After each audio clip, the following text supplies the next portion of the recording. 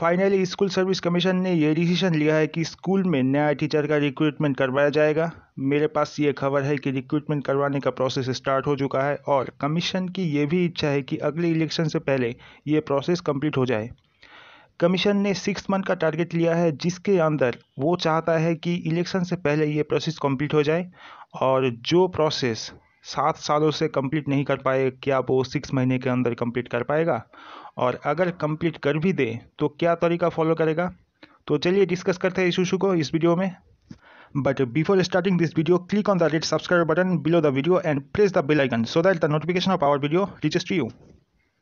Now ये जो आप नोटिस दिख रहे हो ना, ये नोटिस निकाला गया था 29 जून को। अब ये नोटिस में साफ साफ लिखा है कि 30 सितंबर से पहले कोई नया नोटिफिकेशन नहीं निकलेगा और ये नोटिस दिया गया था फाइनेंशियल डिपार्टमेंट द्वारा। मतलब ये कि एक बात तो एकदम क्लियर ही है कि 30 सितंबर से पहले SC/ST का नया नोटिफिकेशन नहीं निकाल सकता और अगले इलेक्शन होगा अप्रैल में। तो कमीशन के पास टाइम है इस साल के अक्टूबर महीने से अगले साल का मार्च महीने तक, टोटली 6 मंथ का ड्यूरेशन। अब कमीशन तीनों रिक्रूटमेंट का नोटिफिकेशन एक साथ ही निकालेगा, SL/ST, RL/ST, अपर प्राइमरी, जिसमें सबसे ज़्यादा सीट होगा अपर प्राइमरी का। यानी कि पुराने अपर प्राइमरी जिसका केस 2014 साल से अभी तक चल रहा है, उसे बिना सेटल किए नोटिफिकेशन नहीं निकालेगा और शायद अपर प्राइमरी का केस कंप्लीट कर भी देगा सितंबर से पहले, और कंप्लीट करके ही एक हफ्ते के अंदर इम्पेनल लिस्ट भी निकालेगा। अब अगर हम स्कूल सर्विस के नए रिक्रूटमेंट के एग्जाम पैटर्न को देखें जो फरवरी 2020 में निकाला गया था, according to this pattern, at first notification, उसके बाद फॉर्म फिलअप होगा टेट के लिए, फिर टेट एग्ज़ाम लिया जाएगा, फिर इसका रिजल्ट और फिर दोबारा मेन एग्ज़ाम के लिए अप्लाई करना पड़ेगा, फिर मेन एग्ज़ाम, उसके बाद रिजल्ट निकाल के रिक्रूटमेंट होगा। अब इतने सारे steps, I think this is impossible अगर 6 महीने के अंदर रिक्रूटमेंट करवाना हो तो। असल में ये एग्ज़ाम पैटर्न निकाला गया था 1 साल के अंदर पूरा प्रोसेस कंप्लीट करवाने के लिए, पर कोरोना के कारण ये नहीं हो पाया। अब अगर सरकार चाहता है कि 6 महीने के अंदर पूरा प्रोसेस कंप्लीट हो तो कुछ नया रूल लाना पड़ेगा एग्ज़ाम पैटर्न में।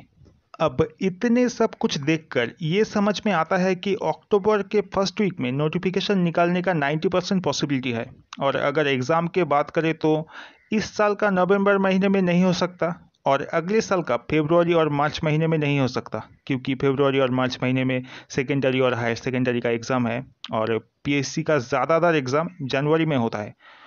तो मुमकिन है दिसंबर के थर्ड वीक या फिर फोर्थ वीक में एग्ज़ाम होगा।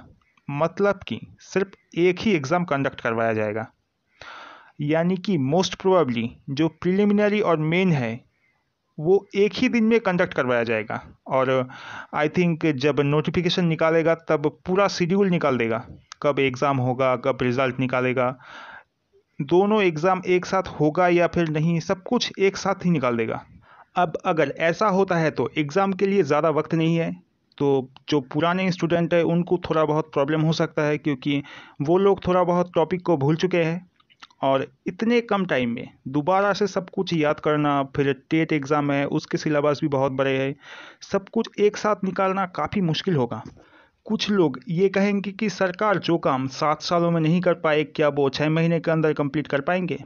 देखो, सरकार 2016 में बहुत सारे वोटों में जीत चुके थे।